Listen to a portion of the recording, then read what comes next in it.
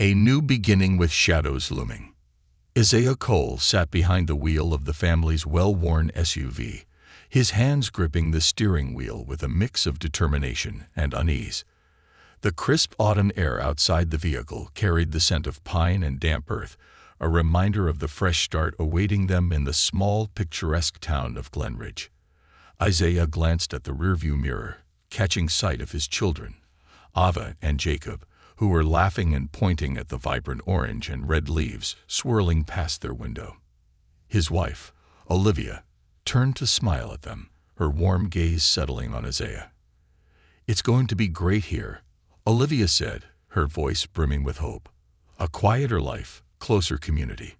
Exactly what we've been looking for." Isaiah nodded, though a flicker of doubt lingered in his chest. The move was supposed to be a new chapter, a reprieve from the endless grind of city life. Yet, as they drove down Glenridge's main street, the stares of the townsfolk, curious, skeptical, and lingering a moment too long, sent a chill through him. The SUV rolled to a stop in front of their new home. A charming two-story house with a white picket fence and a wraparound porch. It was idyllic, straight out of the real estate listing that had convinced them to uproot their lives. Ava squealed with delight as she noticed a tree swing in the front yard, and Jacob was already bouncing in his seat, eager to explore. "This is it, kids," Isaiah said, forcing a smile as he cut the engine. "Home sweet home." They all piled out, stretching and yawning after the long drive.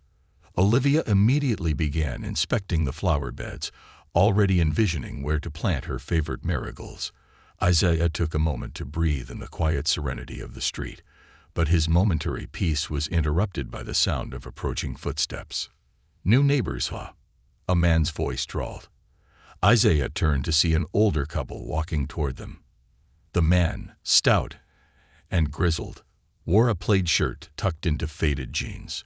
The woman beside him had a softer demeanor, clutching a pie dish wrapped in a checkered cloth. "Welcome to the neighborhood," the woman said, her smile kind but hesitant. "I'm Beth, and this is my husband, Roger. We live 2 houses down." Isaiah stepped forward, extending a hand. "Isaiah Cole.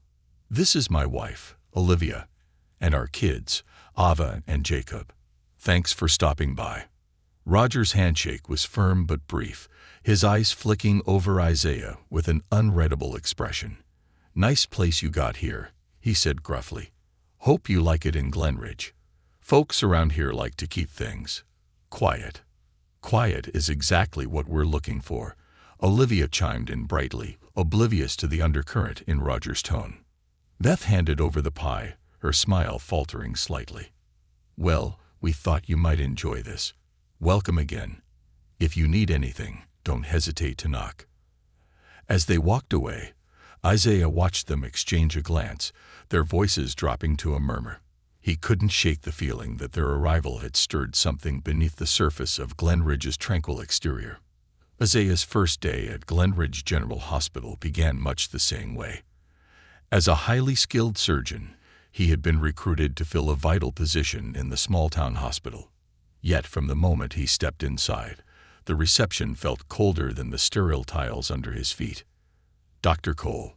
He turned to see a petite woman with stern features approaching him. Her name tag read Nancy Porter, head nurse. "That's me," Isaiah said, offering a handshake. Nancy hesitated a moment too long before shaking his hand. "I'll show you to your office," she said curtly. As they walked through the hallways, Isaiah noticed the furtive glances from other staff members.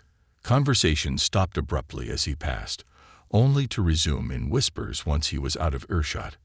By the time he reached his small, windowless office, his stomach was a knot of unease. "Here you are," Nancy said, standing in the doorway as if reluctant to step inside. "Dr. Langston will brief you on today's cases." "Thank you, Nurse Porter," Isaiah said, forcing a polite smile. She nodded stiffly and disappeared down the hall. Alone in his office, Isaiah sighed deeply, sinking into the worn chair behind the desk. He had expected some adjustment to small-town life, but hadn't anticipated this level of subtle hostility. His thoughts were interrupted by a knock. A tall, gray-haired man entered, his face a mix of professionalism and detachment. "Dr. Cole, I presume?" "Yes, and you must be Dr. Langston," Isaiah said, standing to shake his hand. Langston's grip was firm but brief, his eyes narrowing slightly as he appraised Isaiah. "Let's get you oriented," he said. "We'll start with rounds." As the day wore on, Isaiah immersed himself in his work, meeting patients and reviewing cases. Yet, no matter how hard he tried, the unease from his colleagues lingered like a shadow in the back of his mind. Meanwhile, Olivia was helping Ava and Jacob prepare for their first day at Glenridge Elementary. She packed their lunches with care, offering words of encouragement as she straightened their backpacks. "You're going to make so many new friends," she said, kneeling to adjust Jacob's jacket. "But what if they don't like us?" Ava asked, her wide eyes brimming with uncertainty. "They'll love you," Olivia said firmly. "Just be yourselves." At the school, the children clung to Olivia as they approached the playground. Groups of kids stopped their games to stare, and parents exchanged whispers as Olivia walked by. A cheerful-looking teacher approached them, introducing herself as Miss Carter. "We're so happy to have Ava and Jacob here," Miss Carter said warmly, though her eyes darted to the other parents, who were still whispering. "Why don't you two come meet your classmates?" Ava and Jacob hesitated, but Olivia gave them a reassuring nod. "You'll be fine," she said softly. "I'll be back to pick you up later." As she walked back to the car, Olivia felt the weight of the stairs on her back. Her heart ached for her children, who would now have to navigate the same unspoken barriers Isaiah had faced that morning. That evening, the family gathered for dinner, their first meal in the new house. Olivia served the pot roast she had prepared, trying to keep the atmosphere light. "How was school?" Isaiah asked, glancing at Ava and Jacob. "It was okay," Ava said, poking at her food. Jacob looked up, his small face solemn. "Some kids said we don't belong here." Isaiah's hand froze halfway to his glass. "What did you say to them?" "I said we do," Jacob said, his voice quiet but firm. Isaiah reached across the table, placing a hand on his son's. "That's right. We belong wherever we choose to be." Olivia forced a smile, though she could feel the tension thickening in the room. They had come to Glenridge for a better life, but it was becoming clear that the road ahead would be anything but easy. As night fell and the house grew quiet, Isaiah sat alone in the living room, staring out the window at the darkened street. The town of Glenridge had seemed so welcoming in the brochures, but now it felt like they were intruders in a world that didn't want them. Still, he resolved to press on. For his family, for their future, he would face whatever challenges came his way. Little did he know, those challenges would soon escalate into a nightmare that would threaten everything he held dear. The unraveling tensions. The early morning sun filtered through the curtains as Isaiah prepared for another day at Glenridge General Hospital. His white coat was freshly pressed, his stethoscope looped around his neck. He caught his reflection in the bathroom mirror, his face lined with determination, despite the heavy thoughts weighing on him. Downstairs, Olivia was making breakfast while the children sat at the kitchen table, their voices unusually subdued. The clink of plates and utensils filled the silence as she set bowls of oatmeal in front of them.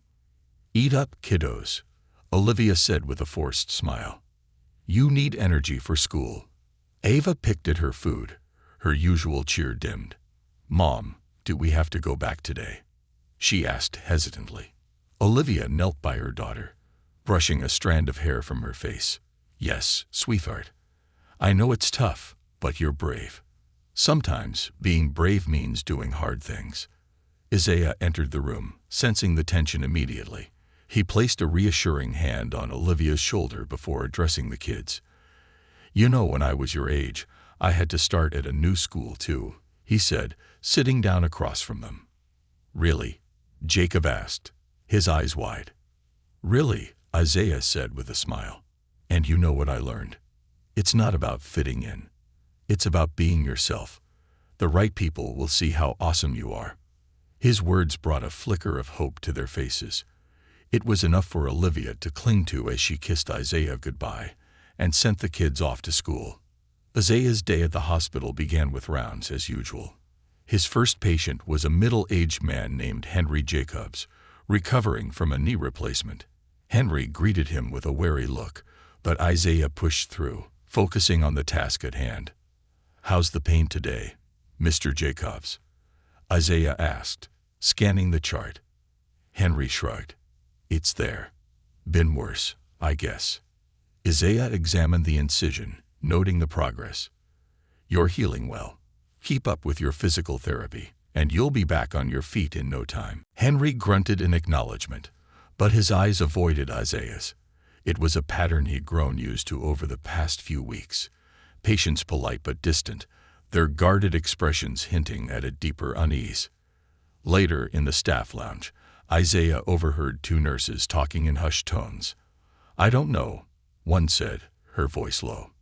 "I just don't trust him. He's so different from Dr. Langston." Isaiah's chest tightened, but he kept his face neutral as he poured himself a cup of coffee. He had faced prejudice before, subtle, insidious, and exhausting, but it never got easier. "Good morning, Dr. Cole," said a cheerful voice behind him. Isaiah turned to see Nurse Samantha Reed, one of the few staff members who had been consistently kind to him. Her bright smile was a welcome relief. "Good morning, Nurse Reed," he replied, grateful for the brief reprieve from the tension. "How's your family settling in?" she asked. "We're adjusting," Isaiah said, carefully choosing his words. "It's a big change, but we're making it work." Samantha nodded, her smile fading slightly. "You know, it's not easy being new in a town like this. But if you need anything, I'm here." Isaiah appreciated the sentiment, though he could sense the unspoken understanding behind her words. Meanwhile, at Glen Ridge Elementary, Ava and Jacob were navigating their own challenges. During recess, Ava sat alone on a bench, watching the other kids play. A group of girls nearby whispered and giggled, glancing in her direction. "Hey," one of them called out. "Why don't you talk like us?" Ava blinked, unsure how to respond. I don't know. This is just how I talk." The girls laughed, their voices tinged with mockery. "You're weird," one said before skipping away. Jacob, on the other hand, was faring no better. During a kickball game, he was deliberately skipped over when teams were picked. When he finally got a turn at bat, another boy muttered, "Bet he can't even kick straight." Jacob clenched his fists, determined not to cry. He swung his leg hard, sending the ball soaring into the outfield. For a moment, there was silence, followed by scattered applause. But instead of praise, he was met with cold stares. "You just got lucky," the boy said, scowling. That evening, the children shared their experiences with Olivia, who listened with a heavy heart. She reassured them as best as she could, but her own doubts were growing. She had tried to meet with other parents, inviting them over for coffee or playdates, but the responses were always lukewarm. As the days turned into weeks, the Coles' isolation became more apparent. Small slights accumulated, each one cutting deeper than the last. A delivery driver left their packages on the curb instead of at the doorstep. A neighbor crossed the street to avoid speaking to Olivia. Isaiah tried to focus on his work, pouring himself into his patient's care despite the frosty reception from some of his colleagues. But even his best efforts couldn't shield him from the simmering tensions. One afternoon, he was called to a meeting with the hospital board. Seated at the head of the table was Dr. Langston, flanked by the other board members. "Dr. Cole," Langston began, his tone formal. "There have been some concerns raised about your integration into the team." Isaiah's stomach sank. "Concerns? About what specifically?" Langston cleared his throat. "Some staff members feel that your approach to patient care is unconventional. There's also been feedback from patients who feel uncomfortable." Isaiah clenched his fists under the table. "With all due respect, my approach has been nothing but professional. If there are specific complaints, I'd like to address them directly." Langston exchanged a glance with another board member before replying. This isn't about specific incidents. It's about maintaining harmony within the hospital. Isaiah recognized the coded language. Harmony. Fit. Words that masked the true issue. He took a deep breath, forcing himself to remain calm. "I'm here to do my job," he said firmly. "To provide the best care for our patients. If there's something I can do better, I'm open to feedback. But I won't apologize for doing what's right." The room fell silent, the tension palpable. Langston's lips pressed into a thin line. "Very well, Dr. Cole. We'll revisit this matter if necessary." That evening, Isaiah returned home to find Olivia waiting for him in the living room. She was holding a letter, her face pale. "It's from the HOA," she said, handing it to him. Isaiah read the letter, his jaw tightening. It was a warning about their property not meeting neighborhood standards. The issues listed were trivial: a garden hose left out, a slightly overgrown hedge. "They're nitpicking," Olivia said, her voice trembling. "This is just an excuse to make us feel unwelcome." Isaiah sat down beside her, pulling her into a hug. "We knew this wouldn't be easy," he said softly, "but we're stronger than this." As they sat together in the quiet house, the weight of their situation pressed down on them. They had come to Glenridge seeking a fresh start, but it was becoming increasingly clear that they were outsiders in a town that didn't want to let them in. Isaiah resolved to stand firm, for his family and for himself. But as the days ahead would reveal, the challenges they faced were only the beginning. Isaiah sat quietly for a moment, Olivia's head resting on his shoulder. Her breath was shaky, her fingers clutching his shirt like a lifeline. The HOA letter lay discarded on the coffee table, its crisp edges stark against the warm wood. He gently stroked her back, his mind racing with unspoken frustrations. "We've dealt with worse," he said softly, though his voice carried the weight of their shared exhaustion. "We'll get through this." Olivia pulled away slightly, her eyes glassy but resolute. "It's not just the letter, Isaiah. It's everything. The looks at the store, the whispers at school, the way people cross the street when I'm walking with the kids. It's like they've already decided we don't belong here." Isaiah's jaw tightened.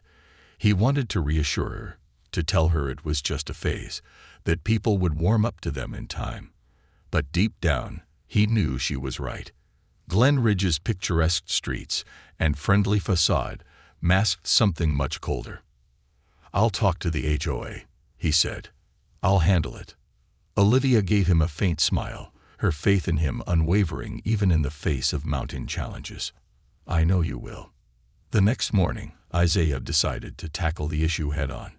After dropping the kids off at school, he drove to the HOA office, a small building tucked behind the town hall. The receptionist, a young woman with overly cheerful makeup, greeted him with a polite but strained smile. "I'm here to speak with someone about this," Isaiah said, placing the letter on the counter. The woman glanced at it, her smile faltering. "Oh, that's from Mr. Harland. He oversees compliance matters." "Great," Isaiah said. "Is he available?" "Let me check." She disappeared into a back office, leaving Isaiah standing in the quiet, sterile lobby. The walls were adorned with photographs of Glenridge's annual festivals and community events, none of which included faces like his.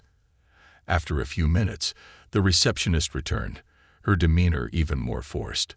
"Mr. Harland can see you now. This way, please." Isaiah followed her down a short hallway to a spacious office. Behind a mahogany desk sat a man in his late 50s, his neatly combed silver hair and tailored suit giving him an air of authority. Richard Harland didn't bother to stand as Isaiah entered.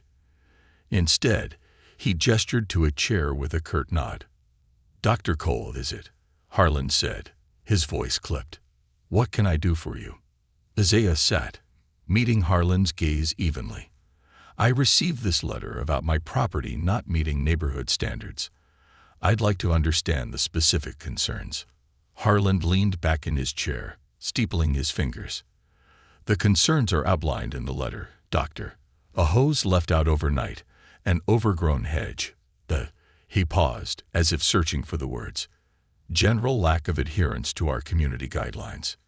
Isaiah's jaw tightened.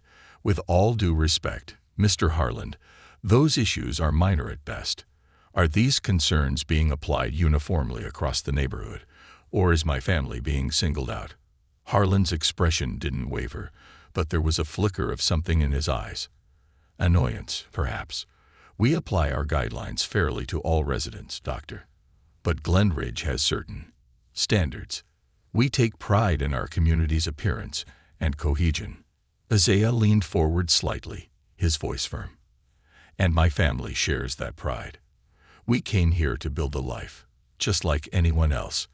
If there's something specific we need to address, I'm happy to work on it. But if this is about more than a hose and a hedge, I'd appreciate your honesty. Harland's gaze hardened. Are you suggesting something, Dr. Cole? I'm suggesting that Glenridge prides itself on appearances, Mr. Harland. I'd like to believe that includes fairness, not just aesthetics. The tension in the room was palpable. Harland's face remained a mask of composure, but his tone carried an edge as he replied, Good day, Dr. Cole. I trust you'll address the matters in the letter promptly. Isaiah stood, understanding the dismissal for what it was. Of course. Thank you for your time. As he left the office, his chest burned with frustration. Harland's words had been carefully chosen, his true meaning buried beneath layers of politeness. It was clear that the Coles' presence in Glenridge was seen as a disruption, and Harland intended to remind them of their place. That afternoon, Olivia picked the kids up from school. Ava and Jacob climbed into the car, their usual chatter replaced by an uneasy silence. Olivia glanced at them in the rearview mirror, her heart sinking at their downcast expressions. What happened today? She asked gently. Ava hesitated, then said, During lunch, some kid said we were here because our old home wasn't good enough. They said, people like us don't belong in a place like this. Olivia's hands tightened on the steering wheel. And what did you say? I told them we belong wherever we want to be, Ava said, her voice trembling. But they just laughed. Jacob chimed in, his small voice laced with anger. One boy said Dad probably doesn't even have a real job. Olivia's heart ached for her children. Listen to me, both of you, she said, pulling into the driveway and turning to face them. You're smart, strong, and kind. Don't ever let anyone make you feel like you don't belong. This is our home now, and we're not going anywhere. That evening, as the family sat down for dinner, Isaiah could feel the tension in the air. Olivia recounted the children's experiences at school, her voice steady, but her eyes betraying her frustration. Isaiah listened, his jaw clenched. They're just kids, he said finally. They're repeating what they hear at home. Olivia nodded, her shoulders slumping. It's not just the kids, Isaiah. It's the whole town. It's like every time I try to reach out, there's this wall. Isaiah reached for her hand, squeezing it tightly. We knew this wouldn't be easy, he said quietly. But we're here for a reason. We're not going to let their ignorance drive us away. As the night wore on, the Coles tried to focus on the little joys, a board game with the kids, stories before bed. But the shadows of the day lingered. Isaiah stayed up late, sitting alone in the living room, his thoughts heavy. He had faced discrimination before, but this felt different. Glenridge was not an overtly hostile place, yet its coldness was just as cutting.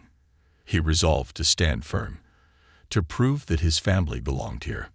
But as the days ahead would show, the fight for their place in Glenridge was only beginning, and the cost would be greater than he could imagine. The brewing storm. The following morning, Isaiah awoke to the sound of light rain tapping against the window pane. The gray clouds hanging low over Glenridge mirrored his mood as he prepared for another day at the hospital. Olivia was already downstairs, packing lunches for the kids, her movements brisk and efficient. Despite the tension that seemed to seep into every corner of their lives, she remained a steady anchor for the family. Isaiah joined her in the kitchen, greeting her with a kiss on the cheek. "Morning," he said, pouring himself a cup of coffee. "Morning," Olivia replied, her tone weary but warm. "Ava and Jacob are almost ready. I thought I'd walk them to school today. Maybe seeing me there will help with the situation." Isaiah nodded, appreciating her resolve. "Good idea. I'm heading out early. I want to double-check some charts before my rounds." "Be careful," Olivia said, her eyes lingering on him. "I know it's just the weather, but something feels off today." Isaiah gave her a reassuring smile. "It's just rain. Liv, I'll be fine." At Glenridge General, the day started like any other. Isaiah reviewed patient files, attended rounds, and engaged in the meticulous routines that filled his days. Yet beneath the surface, he couldn't ignore the strained interactions with some of his colleagues. During a mid-morning meeting, Isaiah presented his recommendations for a complex surgical case. The patient, an elderly woman with a history of heart issues, required immediate intervention. "This procedure is her best chance," Isaiah explained, his voice steady and professional. "Waiting too long increases the risk of complications." Dr. Langston, seated at the head of the table, raised an eyebrow. "It's a risky procedure, Dr. Cole. Are you sure this is the best course of action?" "I am," Isaiah replied confidently. "I've performed this surgery successfully multiple times. With proper preparation, the risks can be mitigated." Langston exchanged a glance with another doctor, his expression skeptical. "Perhaps, but Glenridge isn't a large hospital. Resources here aren't what you're used to. We need to consider whether the benefit outweighs the cost." Isaiah felt the sting of Langston's words but kept his composure. "Respectfully, Dr. Langston, this is about the patient's life, not cost. I'm confident in our team's ability to handle this." The room fell silent, the tension thick enough to cut with a scalpel. Finally, Langston nodded curtly. "Very well. Proceed, but keep me updated on every step." As the meeting adjourned, Isaiah noticed Nurse Samantha lingering by the door. She waited until the others had left before approaching him. "Don't let them get to you," she said softly. "Langston's been here forever.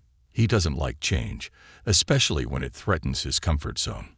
Isaiah smiled faintly. "Thanks, Samantha. I appreciate the support." She hesitated before adding, "Just be careful. People around here don't always play fair." Isaiah nodded, her words echoing Olivia's earlier warning. Meanwhile, Olivia's attempt to integrate into the community hit another roadblock. After walking the kids to school, she decided to stop by the local cafe, hoping to strike up a conversation with some of the other parents. The cafe, a cozy spot with checkered tablecloths and the aroma of freshly baked pastries, was bustling with activity. Olivia ordered a coffee and sat near a group of women chatting at a nearby table. She recognized a few faces from the school drop-off line. "Good morning," Olivia said, smiling warmly. The women glanced at her, their expressions polite but guarded. One of them, a blonde woman with sharp features, offered a half-smile. "Good morning. I'm Olivia Cole," she continued, extending a hand. "My family just moved here a few weeks ago." "Oh, right," another woman said, her tone neutral. "You're the new family on Elm Street." "Yes, that's us," Olivia said, her smile unwavering. "It's a lovely neighborhood.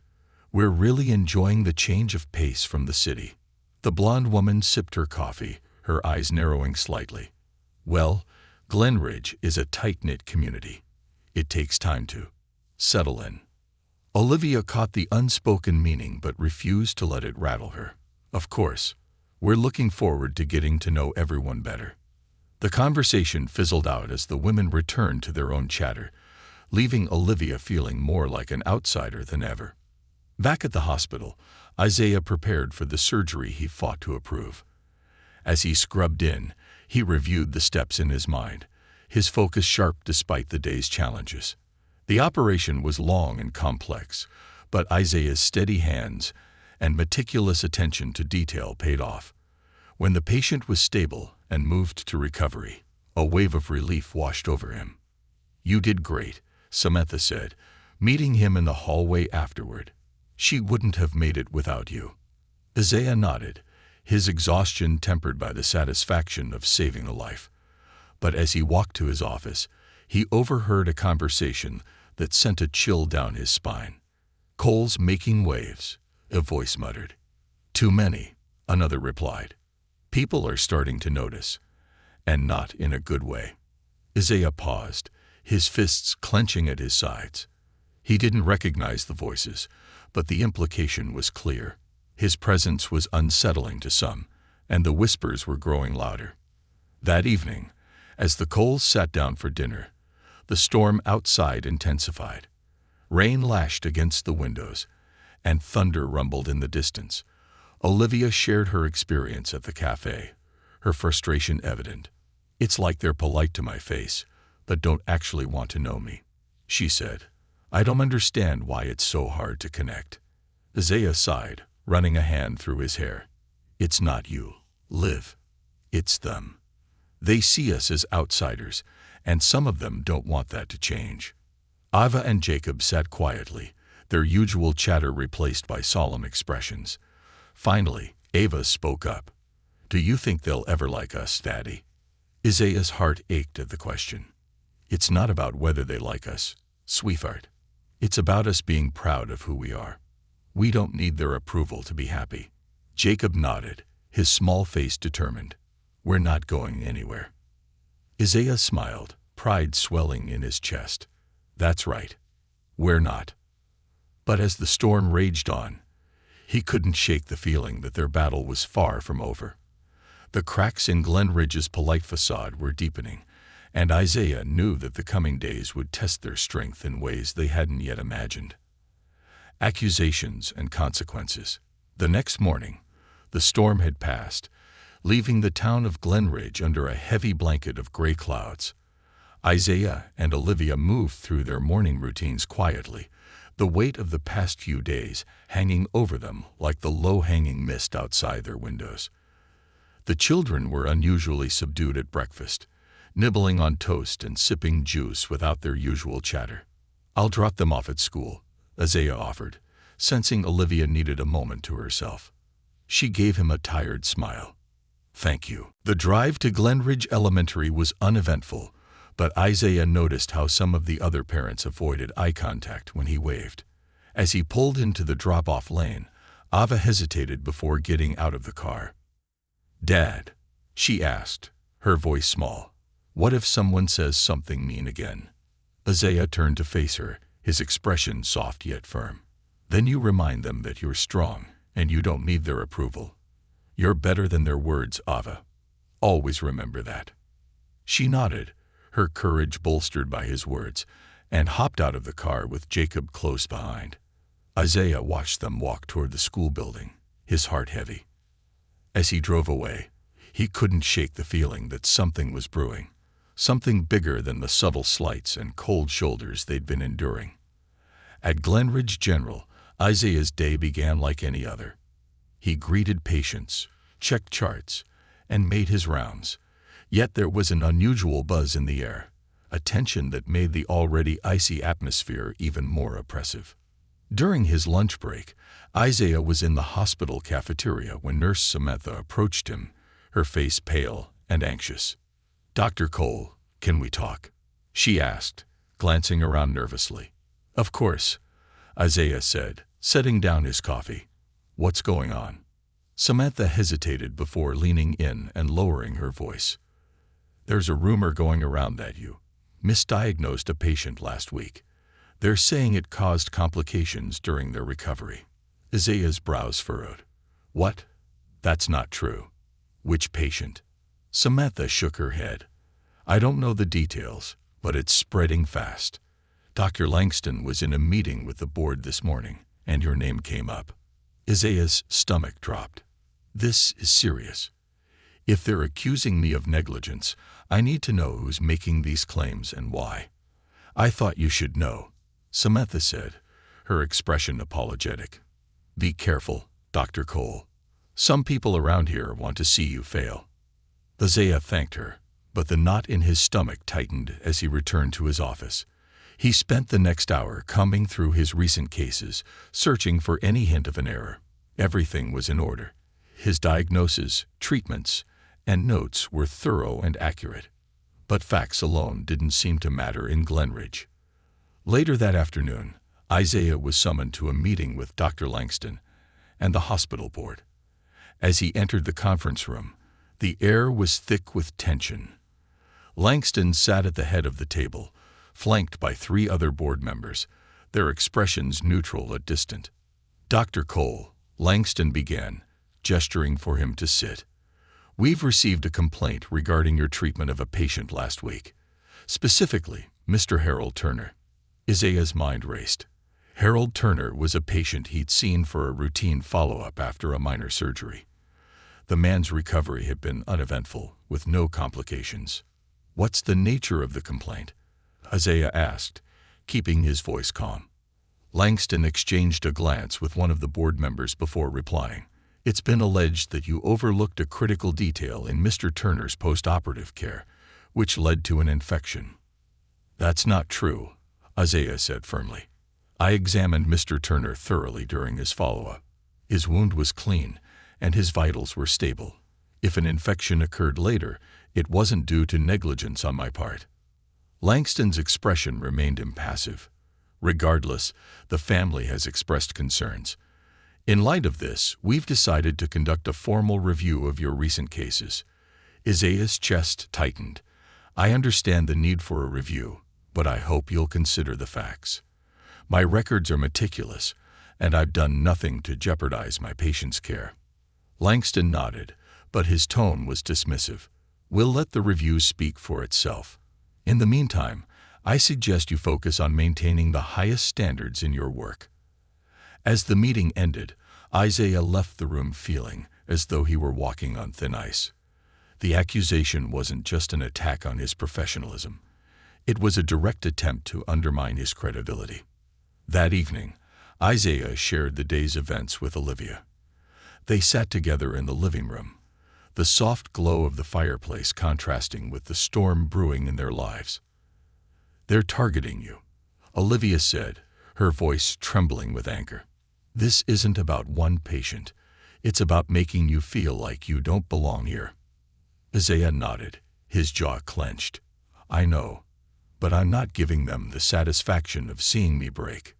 "You shouldn't have to fight this hard just to exist," Olivia said, her eyes glistening with tears. "You're a brilliant doctor. You've saved lives. And now they're trying to tear you down because they can't handle someone like you being successful in their world." Isaiah reached for her hand, squeezing it tightly. "We knew this wouldn't be easy, but I'm not going to let them run us out of this town. We've worked too hard to let their ignorance win." Olivia nodded, though her worry was palpable. "Just promise me you'll be careful, Isaiah." "I don't trust them." "I promise," he said, though the weight of the promise felt heavier than ever. The next day brought an unexpected development. As Isaiah prepared for his morning rounds, Nurse Samantha rushed into his office, her face pale with urgency. "You need to see this," she said, handing him a folded newspaper. Isaiah opened it, his eyes scanning the headline, "Local doctor under investigation after patient complaint." Beneath the headline was a grainy photo of Isaiah, taken without his knowledge, and a sensationalized article outlining the accusations against him. His heart sank as he read the words. The article painted him as careless and unqualified. Despite offering no concrete evidence, it was clear that someone had leaked the story to further damage his reputation. "This is a smear campaign," Isaiah said, his voice shaking with anger. Samantha nodded. "I'm so sorry, Dr. Cole. This isn't fair." Isaiah set the newspaper aside, his mind racing. The article wasn't just an attack on him. It was an attempt to isolate him further, to turn the community against him. But if they thought this would make him give up, they were sorely mistaken.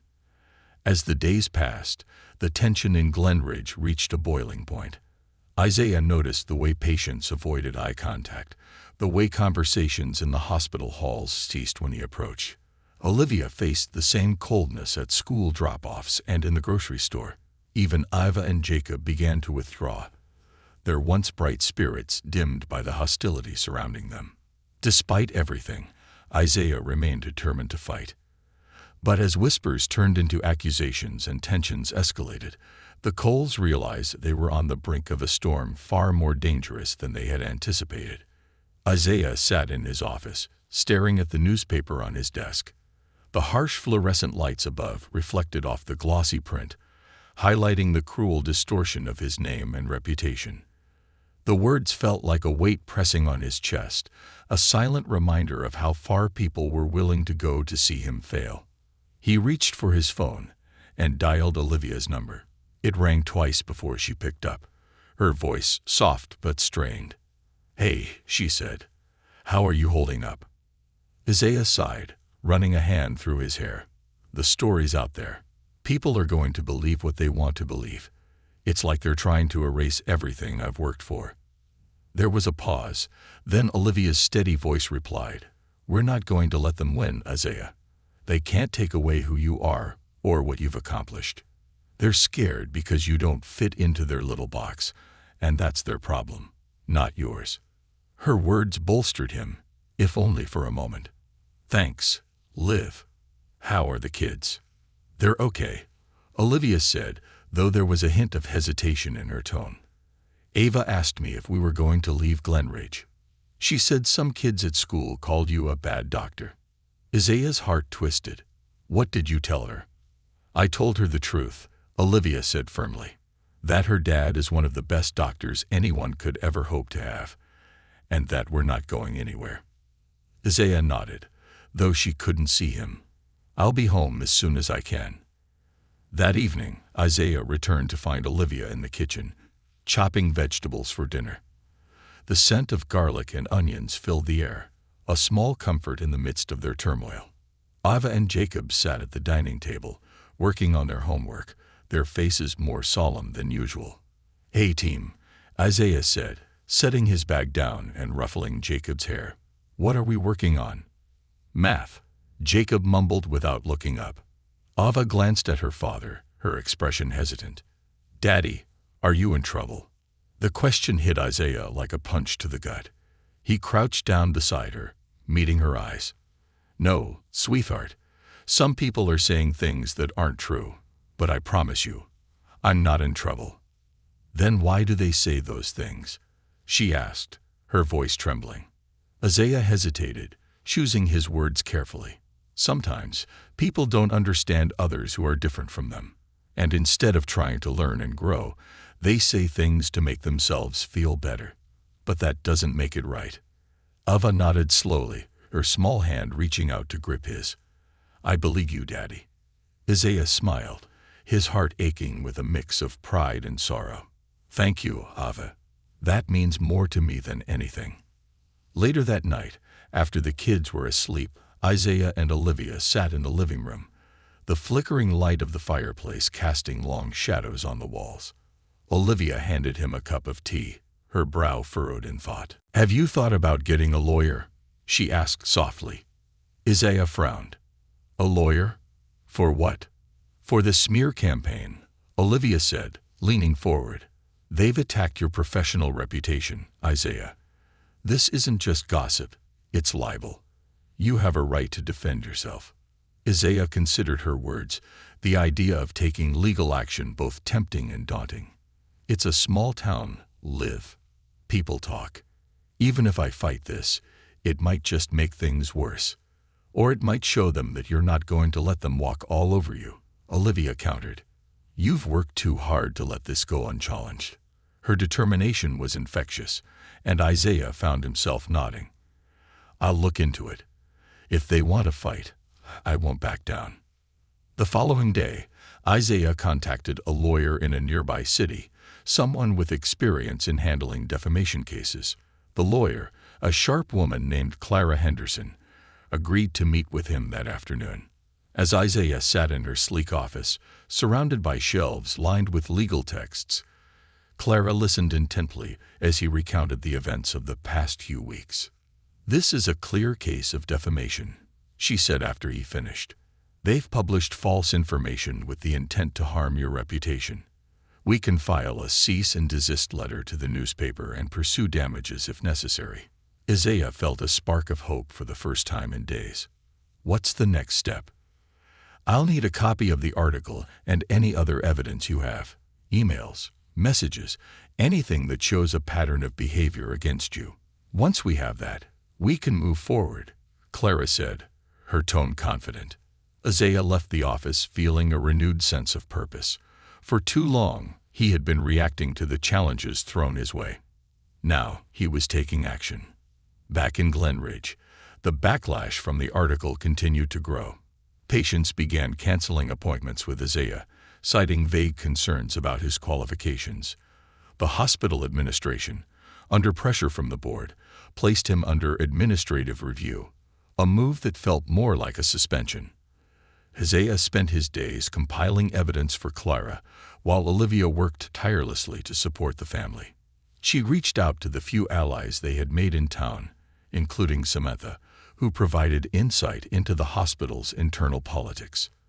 "You have more supporters than you think," Samantha told him during a phone call. "But a lot of people are afraid to speak up. They don't want to risk their own positions." Isaiah sighed. "I get it, but staying silent only helps the people trying to keep things the way they are." "I know," Samantha said. "And for what it's worth, I'm on your side."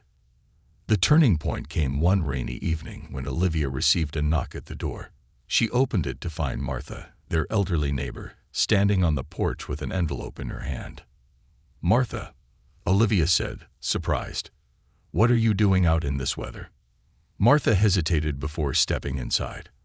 "I wanted to give you this," she said, handing Olivia the envelope. "I've been meaning to for days, but I was scared." Olivia opened the envelope and found a typed letter inside.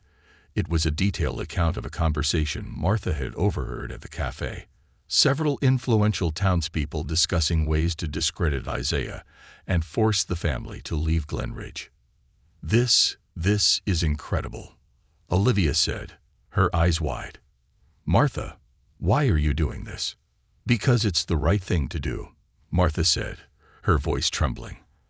"I've lived in this town my whole life, and I've seen how it treats people who don't fit its mold. It's wrong. What they're doing to your family is wrong." Tears filled Olivia's eyes as she embraced Martha. "Thank you. You don't know what this means to us." Martha nodded, her face pale but resolute. "I just hope it helps." The letter became the cornerstone of Isaiah's legal case. With Clara's guidance, they filed a formal complaint against the newspaper and prepared to challenge the hospital's review. Word of the lawsuit spread quickly, igniting a firestorm of controversy in Glenridge. For the first time, Isaiah saw cracks in the town's facade of unity. Some residents began to question the fairness of his treatment, while others doubled down on their efforts to push him out. The battle was far from over, but Isaiah and Olivia felt a newfound strength in their resolve. They weren't just fighting for themselves. They were fighting for their right to exist, to belong, and to thrive in a place that had tried to silence them. And they weren't backing down. The fight for justice. The town of Glenridge buzzed with tension as news of Isaiah's lawsuit spread. Some saw it as a bold stand against injustice, while others whispered about an outsider trying to stir up trouble. For the Coles, it was a battle they had no choice but to fight. Isaiah spent his days working tirelessly with Clara Henderson, reviewing every detail of his professional record and compiling evidence to support his case. The letter from Martha, their elderly neighbor, became a linchpin in their argument. It revealed not just a conspiracy to discredit Isaiah, but the lengths to which certain members of the community were willing to go to preserve the status quo. Meanwhile, Olivia focused on keeping the family's day-to-day life steady. She walked Ava and Jacob to school each morning, holding their hands tightly as they faced the now familiar stares and whispers. The children were resilient, but Olivia could see the strain in their eyes. "You're doing amazing, both of you," she told them one morning as they reached the school gates. "Just remember, we're a team. No matter what, we stick together." Jacob nodded solemnly, his small hand clutching hers. Ava gave her mother a brave smile, though her eyes betrayed a flicker of uncertainty. As Olivia turned to leave, a familiar voice called out, "Mrs. Cole." She turned to see Miss Parker, Jacob's teacher, approaching. The young woman looked nervous but determined. "I just wanted to say." Miss Parker hesitated, glancing around as if afraid someone might overhear. "I've been watching what's happening, and I think it's awful. You and your family don't deserve this." Olivia's heart swelled with gratitude. "Thank you, Miss Parker. That means so much to us." Miss Parker nodded, her face flushing slightly. "If there's anything I can do to help, please let me know. You're not alone." For the first time in weeks, Olivia felt a glimmer of hope. At the hospital, Isaiah's situation remained precarious. Though his work had been impeccable, the administrative review hung over him like a storm cloud. Patients who had once greeted him warmly now avoided his gaze, their trust eroded by the smear campaign. One afternoon, as Isaiah reviewed patient files in his office, Dr. Langston appeared in the doorway. His expression was unreadable, but his tone carried a distinct edge. "Dr. Cole, a word." Isaiah stood, gesturing for Langston to enter. The older man closed the door behind him, his movements deliberate. "I'm sure you're aware of the controversy surrounding your presence here," Langston began, his hands clasped behind his back. Isaiah met his gaze evenly. "I'm aware of the false accusations and the attempts to undermine my reputation." Langston's lips pressed into a thin line. "Glenridge is a small town, Dr. Cole. People here value tradition and stability. When someone disrupts that balance, it can cause unrest." Isaiah's jaw tightened. "If by unrest you mean targeting me and my family, then yes, I've noticed." Langston sighed, as though he were speaking to a stubborn child. "I'm trying to help you, Isaiah. The board is divided, but there are those who believe this situation could be resolved quietly. If you were to step down and leave Glenridge, I'm confident the review would end and your reputation could be preserved." Isaiah stared at him, disbelief giving way to anger. "You're asking me to abandon my career and uproot my family because some people here can't handle change. That's not helping, Dr. Langston. That's giving in to fear and prejudice." Langston's expression darkened. "Think carefully about your next steps, Dr. Cole. Sometimes, the fight isn't worth the cost." Isaiah didn't blink. "For me, this fight is about more than my career. It's about my family, my integrity, and my right to be here. I won't back down." Langston's gaze lingered for a moment before he turned and left without another word. That evening, Clara called with an update on the case. The newspaper's lawyer had responded to their cease and desist letter, refusing to retract the defamatory article. "They're doubling down," Clara said, her voice tinged with frustration. "But that's not surprising. The editor has ties to some of the same people who've been targeting you. They're protecting their own." "What's our next move?" Isaiah asked. "We escalate," Clara replied. "I'm filing a formal lawsuit against the paper. And I've reached out to a journalist I know in the city, someone who might be willing to cover your side of the story. If we can get the truth out there, it could shift public opinion." Isaiah hesitated. "Won't that just make us bigger targets?" "It might," Clara admitted. "But staying silent isn't working, Isaiah. Sometimes you have to shine a light on the truth, no matter how uncomfortable it makes people." Isaiah agreed, though the decision weighed heavily on him. The following week, a reporter named Rachel Myers arrived in Glenridge. She was sharp, empathetic, and determined to uncover the truth behind the accusations. Rachel spent hours interviewing Isaiah, Olivia, and even Martha, whose testimony added a powerful layer to the story. As Rachel's article began to take shape, the Coles braced themselves for the fallout. Meanwhile, the tension in Glenridge continued to escalate. One evening, as the family sat down for dinner, a loud knock at the door startled them. Isaiah opened it to find two police officers standing on the porch. "Dr. Cole," one of them said, his tone formal, "we received a report of a disturbance on your property." Isaiah frowned. "A disturbance? "We've been inside all evening." "We'll need to take a look," the officer said, stepping past him without waiting for an invitation. Olivia appeared in the hallway, her expression alarmed. "What's going on?" Isaiah placed a reassuring hand on her shoulder. "It's fine. They're just checking something." The officers spent several minutes walking through the yard, shining their flashlights in bushes and around the garage. When they returned, one of them shrugged.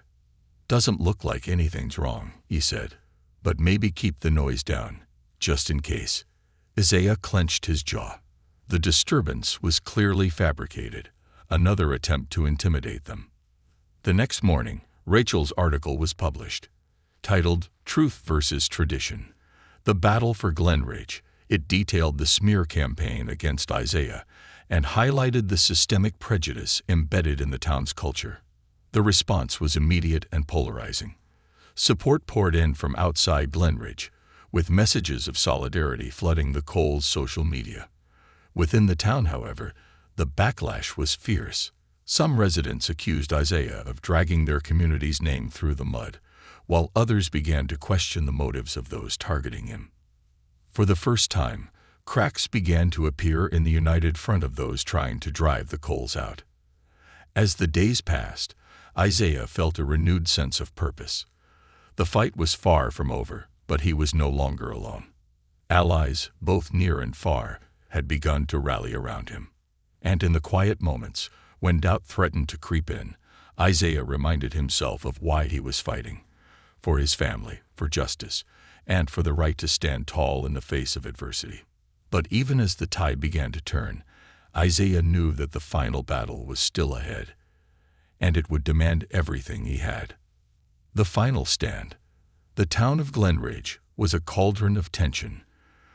Isaiah Coles' name was now synonymous with controversy, dividing the community into factions: those who supported his fight for justice and those who clung to the town's old ways. The Coles became both symbols of resilience and targets of resentment, their every move scrutinized under the harsh light of local gossip. Isaiah sat in his living room one evening, papers spread across the coffee table. Clara Henderson, his lawyer, was on speakerphone, her voice steady despite the mounting pressure. "The defamation lawsuit against the newspaper is gaining traction," Clara said. "But it's the evidence from Martha's letter and the testimonies we've gathered that are making the real impact. They paint a clear picture of targeted harassment." "What's next?"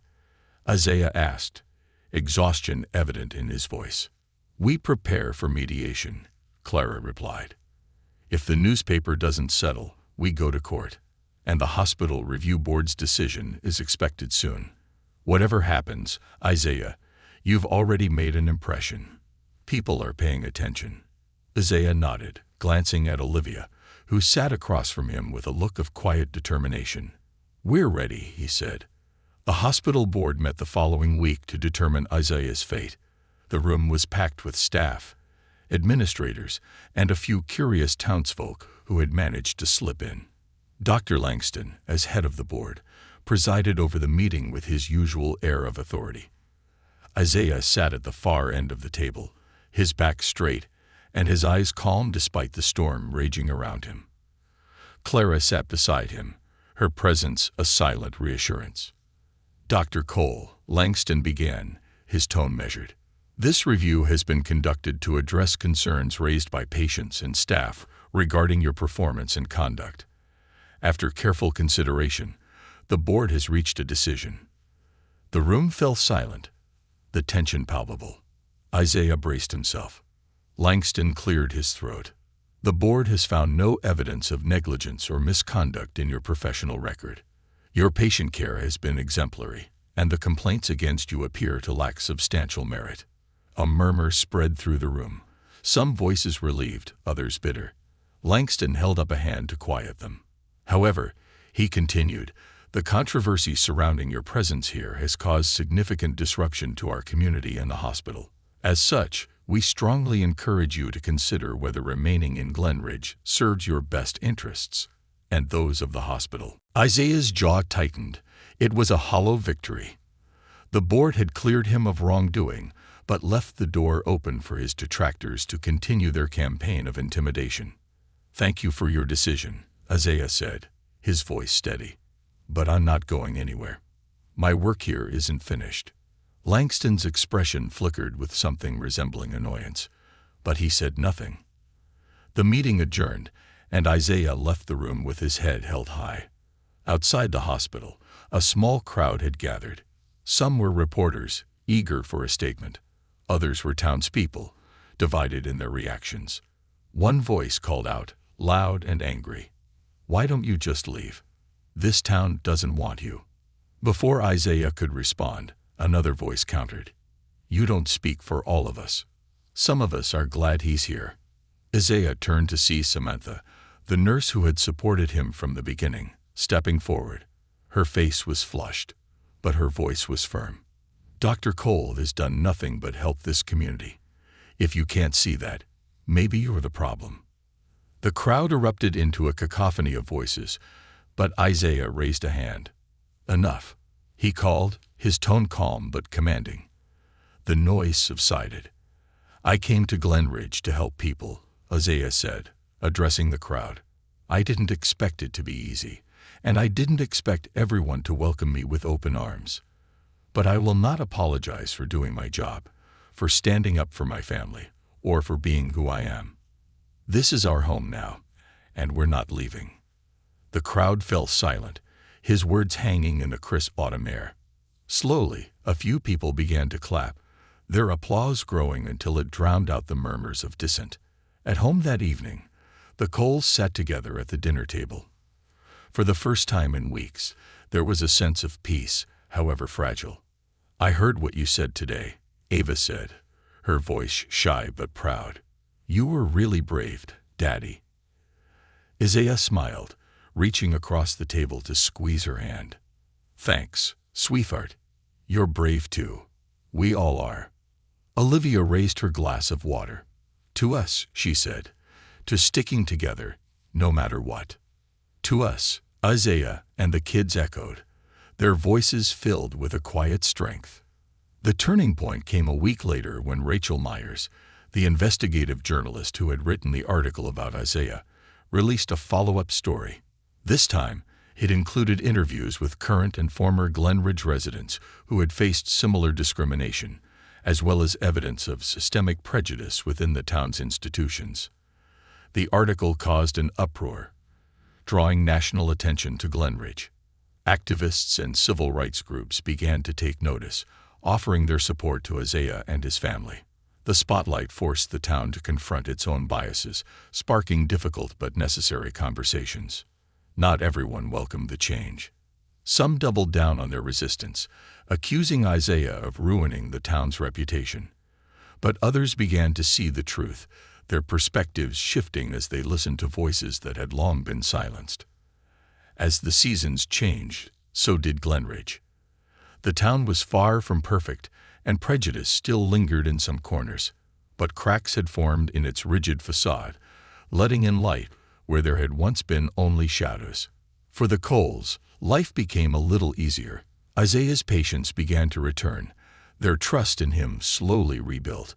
Olivia found allies among other parents, who started inviting her and the kids to playdates and community events.